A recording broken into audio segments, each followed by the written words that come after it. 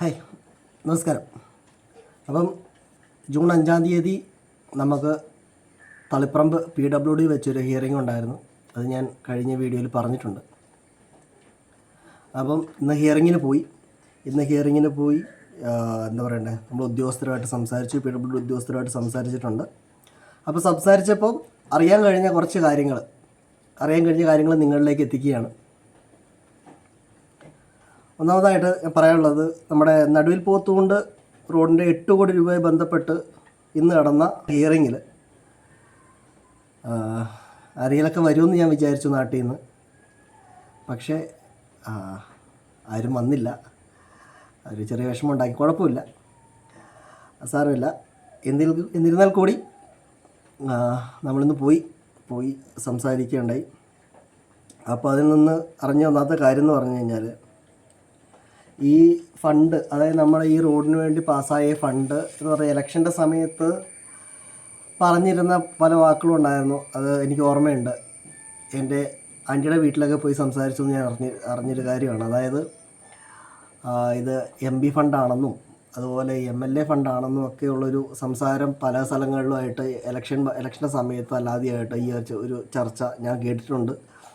അപ്പം ഇത് MLA ഫണ്ടോ MB ഫണ്ടോ അല്ല, ഇത് സർക്കാരിൻ്റെ ഫണ്ടാണ്, സർക്കാരിന് നേരിട്ടുള്ള ഫണ്ടാണ്. അപ്പം 8 കോടി രൂപ നമുക്ക് അനുവദിച്ചിരിക്കുന്ന അങ്ങനൊരു ഫണ്ടിലാണ്. പിന്നെ അത് കഴിഞ്ഞ് നമുക്ക് ഈ ഫണ്ട് കഴിഞ്ഞ സർക്കാർ, അതായത് പിണറായി സർക്കാർ നമുക്ക് 8 കോടി രൂപ അനുവദിക്കുകയും ആ സർക്കാരിൻ്റെ കാലത്ത് തന്നെ നമുക്ക് TS കിട്ടുകയും ചെയ്തിട്ടുണ്ട്. അത് കഴിഞ്ഞ് ഈ ഒരു കാലയളവിൽ വന്നൊരു താമസം എന്ന് പറഞ്ഞാൽ, അതിൻ്റെ ഇടയ്ക്ക് നടന്ന ഇലക്ഷനുകളാണ് നമുക്ക് അതിൻ്റെ ഇടയ്ക്ക് വന്ന ഒരു പ്രശ്നമായിട്ട് വന്നത്. അന്നത്തെ ഓഫീസർ ഇലക്ഷൻ ഡ്യൂട്ടിയായി പോവുകയും ഉള്ള കാര്യങ്ങളൊക്കെ ആയിട്ട് അത് അങ്ങനെ ഒരു വിഷയം വരികയും, പിന്നെ ഇലക്ഷനായിട്ട് ബന്ധപ്പെട്ടുകൊണ്ട് തന്നെ ഇങ്ങനെയുള്ള പല പ്രൊസീജിയറുകളും ചെയ്യാൻ പറ്റാതെ പെൻഡിങ് ആയിട്ട് നിൽക്കേണ്ട ഒരു സാഹചര്യങ്ങളൊക്കെ ഉണ്ട്. അപ്പോൾ അത് ആ നിയമപരമായിട്ടുള്ള കാര്യങ്ങളാണ്. അപ്പോൾ അത് അവിടെ അത് പെൻഡിങ് ആയിട്ടുണ്ട്.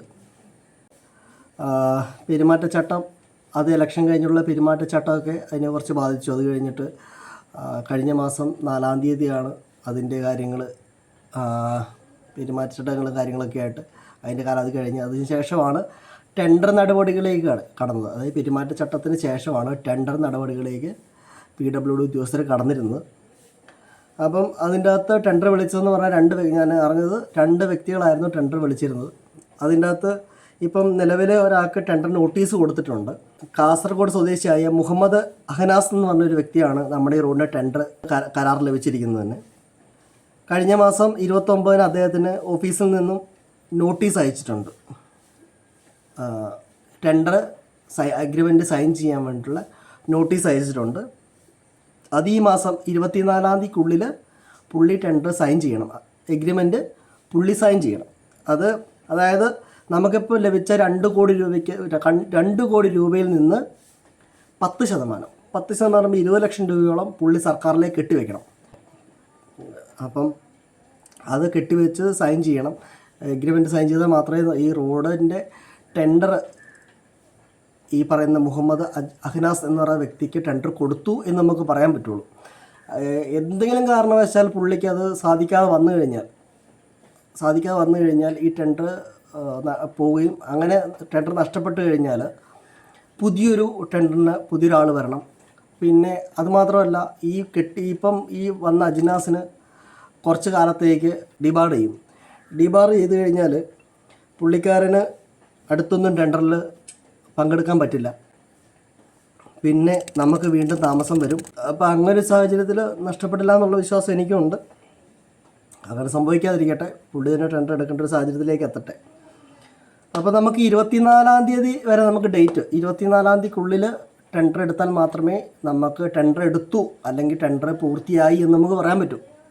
അല്ലാത്തടത്തോളം കാലം നമുക്കൊരിക്കലും ഇത് ടെൻഡർ പൂർത്തിയായി എന്ന് നമുക്ക് പറയാൻ പറ്റില്ല, അല്ലേ? ടെൻഡർ നടപടി നടന്നുകൊണ്ടിരിക്കുന്നുള്ളൂ, ഇപ്പോഴും അതിൻ്റെ നടപടി നടന്നുകൊണ്ടിരിക്കുന്നുള്ളൂ. ടെൻഡർ പൂർത്തിയായിട്ടില്ല. ടെൻഡർ പൂർത്തിയാകണമെങ്കിൽ ഈ പറഞ്ഞ അഹ്നാസ് എന്ന് പറയുന്ന വ്യക്തി ഈ ടെൻഡർ അഗ്രിമെൻറ്റ് സൈൻ ചെയ്യണം, എന്നാൽ മാത്രമേ പൂർത്തിയാവൂ. അപ്പം അത് നമുക്ക് കാത്തിരിക്കണം. അപ്പം അത്രയാണ് കാര്യങ്ങൾ. ഇപ്പോൾ അത് നമ്മുടെ മെയിൻ കാര്യമെന്ന് പറഞ്ഞാൽ ടെൻഡർ എടുത്തിട്ടുണ്ടോ ഇല്ലയോ, എന്തായി ടെൻഡറിൻ്റെ ആയിട്ടുള്ള സ്റ്റാറ്റസ് എന്താണെന്നുള്ളതാണ് നമ്മുടെ മെയിൻ വിഷയം. ഇതാണ്. അഗനാസ് എന്ന് പറഞ്ഞ വ്യക്തിക്ക് ടെൻഡർ നോട്ടീസ് അയച്ചിട്ടുണ്ട്. കഴിഞ്ഞ മാസം 29 തീയതി അയച്ചിട്ടുണ്ട്. ഈ മാസം 24 തീയതി വരെയാണ് ഡേറ്റ്, ജൂൺ 24 ഡേറ്റ് ഉള്ളത്. ആ ഡേറ്റിനുള്ളിൽ ആ വ്യക്തി ടെൻഡർ അഗ്രിമെൻറ്റ് സൈൻ ചെയ്താൽ മാത്രമേ 20 ലക്ഷം രൂപ സർക്കാരിലേക്ക് കെട്ടിവെച്ച് സൈൻ ചെയ്താൽ മാത്രമേ ഈ ടെൻഡർ അദ്ദേഹത്തിന് കിട്ടുകയുള്ളൂ. അങ്ങനെ വന്നാൽ മാത്രമേ നമ്മുടെ റോഡിൻ്റെ പണി തുടങ്ങുകയുള്ളൂ. ഓക്കെ. അപ്പോൾ ഇപ്പോഴും ടെൻഡറിൻ്റെ നടപടി നടന്നുകൊണ്ടിരിക്കുന്നുള്ളൂ, പൂർത്തിയായിട്ടില്ല. ടെൻഡർ നടപടിയൊന്നും പൂർത്തിയായിട്ടില്ല. പൂർത്തിയായി എന്ന് പറയണമെങ്കിൽ സൈൻ ചെയ്യണം, അല്ലേ? സൈൻ ചെയ്ത് ടെൻഡർ ആളിലേക്ക് ഏൽപ്പിച്ചാൽ മാത്രമേ നമുക്ക് ഈ ടെൻഡർ നടപടി പൂർത്തിയായി എന്ന് പറയാൻ പറ്റുള്ളൂ. അപ്പോൾ അതിൻ്റെ നടന്നുകൊണ്ടിരിക്കുന്നു. നമുക്കത് വെയിറ്റ് ചെയ്യാം. 24 തീയതി ഡേറ്റ് ഉണ്ട്. അതിനുള്ളിൽ സൈൻ ചെയ്യുമെന്ന് നമുക്ക് പ്രതീക്ഷിക്കാം. 24 തീയതി കഴിയുമ്പോൾ നമുക്ക് ടെൻഡറിൻ്റെ നമുക്ക് രേഖാമൂലം നമുക്ക് കിട്ടും. അപ്പോൾ ഞാനത് അപ്പോൾ കാണിക്കാം. പിന്നെ ഇന്ന് നടന്നതിൻ്റെയും ഇന്ന് ഞാൻ കുറച്ച് ചോദിച്ചതിൻ്റെയൊക്കെ 2 ദിവസത്തിനുള്ളിൽ എനിക്ക് തരാമെന്നാണ് പറഞ്ഞത്. ചോദിച്ചതിൻ്റെ ഞാൻ കുറച്ച് ചോദ്യങ്ങളൊക്കെ ചോദിച്ചിട്ടുണ്ടായിരുന്നു, എൻ്റെ സംശയങ്ങൾ. അപ്പോൾ അതിൻ്റെ ഉത്തരങ്ങളൊക്കെ ആയിട്ട് 2 ദിവസത്തിനുള്ളിൽ തപാൽ വഴി നമുക്ക് അയച്ചു തരാമെന്നൊക്കെയാണ് എക്സിക്യൂട്ടീവ് എഞ്ചിനീയർ പറഞ്ഞിരിക്കുന്നത്. അപ്പോൾ ഏതായാലും നമുക്ക് കാത്തിരിക്കാം.